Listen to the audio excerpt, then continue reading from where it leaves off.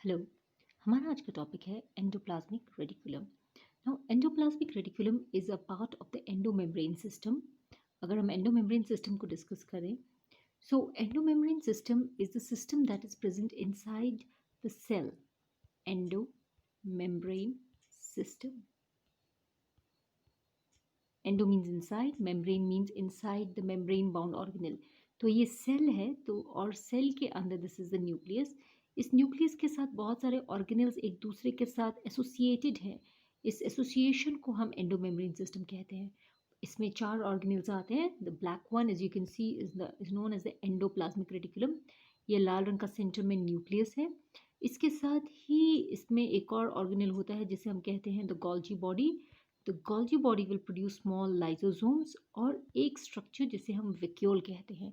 ये चार system they comprise of the endomembrane system. सबसे पहला सिस्टम हम पढ़ेंगे द एंडोप्लाज्मिक रेटिकुलम। रेटिकुलम का मतलब है network. So endoplasmic reticulum is basically a network of tubes inside the cytoplasm. Endo inside, plasma means cytoplasm. Endoplasmic reticulum का basic function है proteins and lipids को produce करना। तो जैसे हमने डिस्कस किया था कि एंडोप्लाज्मिक रेटिकुलम का मतलब है अ network of tubes and vesicles inside the cytoplasm. Endoplasmic reticulum को हम दो पार्ट में डिवाइड कर सकते हैं, rough endoplasmic reticulum and smooth endoplasmic reticulum. RER और रफ एंडोप्लाज्मिक रेटिकुलम में राइबोसोम्स अटैच्ड होते हैं, इसीलिए देखने में इसका सरफेस रफ होता है। Ribosomes are small round structures जो साइटोप्लाज्म में प्रेजेंट होते हैं। They look like this and they help in formation of proteins. अगर एंडोप्लाज्मिक रेटिकुलम में राइबोसोम अटैच्ड है तो वो रफ एंडोप्लाज्मिक रेटिकुलम हो जाएगा। अगर राइबोसोम एब्सेंट है तो वो स्मूथ एंडोप्लाज्मिक रेटिकुलम हो जाएगा। दूसरी चीज़, rough endoplasmic reticulum nuclear membrane के साथ अटैच्ड है। So this is the nucleus. तो हम जानते हैं कि हमारी आउटर न्यूक्लियर मेम्ब्रेन के साथ हमारा रफ एंडोप्लाज्मिक रेटिकुलम इस तरह से अटैच्ड है। This is the rough endoplasmic reticulum. इसमें आप राइबोसोम्स अटैच दिखा सकते हैं, राइट। जबकि smooth endoplasmic reticulum it is near the plasma membrane.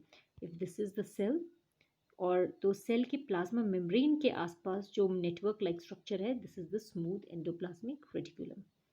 RER का बेसिक फंक्शन है प्रोटीन प्रोड्यूस करना, क्योंकि इसमें राइबोसोम्स अटैच्ड होते हैं और राइबोसोम प्रोटीन सिंथेसिस करने में मदद करते हैं।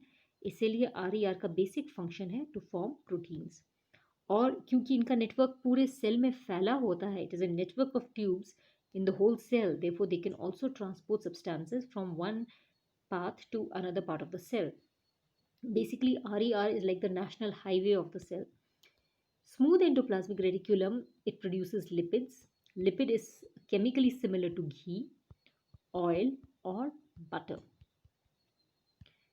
And it helps in detoxification of drugs and alcohol. मान लीजिए आपकी बॉडी में कोई मेडिसिन, ड्रग या अल्कोहल चला जाए, तो स्मूथ एंडोप्लाज्मिक रेटिकुलम उसके ऊपर कुछ केमिकल्स अटैच करके उसे डिटॉक्सिफाई कर देता है, यानी कि उसे हार्मलेस बना देता है। So this is the basic difference between RER and SER. अगर आप यहाँ देखें तो आप देख सकते हैं कि यहाँ पर आरईआर न्यूक्लियस के साथ अटैच्ड है और इसमें बहुत सारे राइबोसोम्स अटैच्ड है। इसकी सरफेस काफ़ी रफ नज़र आ रही है आपको। जबकि स्मूथ एंडोप्लाज्मिक रेटिकुलम न्यूक्लियस से काफ़ी दूर है और सेल मेम्ब्रेन के पास है, और इसमें इसकी सरफेस बहुत स्मूथ है। It consist of a lot of tubes. अगर आप इस डायग्राम में भी देखें तो आपको सेंटर में न्यूक्लियस नजर आएगा। This is the nucleus. Nucleus के साथ ये पूरा नेटवर्क जो आपको दिख रहा है, this is the RER, rough endoplasmic reticulum. आपको इसमें ब्लू कलर के राइबोसोम्स भी नजर आ रहे होंगे, और न्यूक्लियस से काफ़ी दूर ये लाइट ब्लू कलर का जो स्ट्रक्चर है, this is known as the smooth endoplasmic reticulum.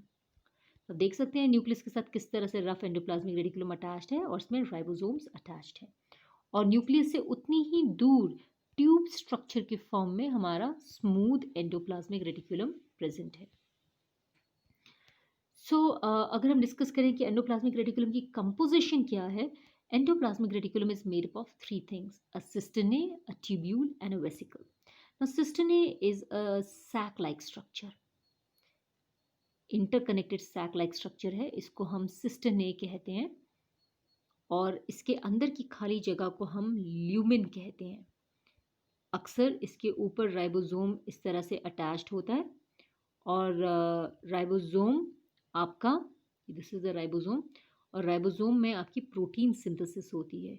तो प्रोटीन आपके ल्यूमेन में चला जाता है और ये साइटोप्लाज्मिक एंजाइम से प्रोटेक्टेड होता है। So this is cisternae. The second part of the endoplasmic reticulum is the tubule. ये ट्यूब लाइक स्ट्रक्चर है, they can be branched and these tube like structures form balloon like vesicles. ये छोटे छोटे vesicles form करते हैं जो protein को एक जगह से दूसरी जगह में ट्रांसपोर्ट करने में मदद करते हैं।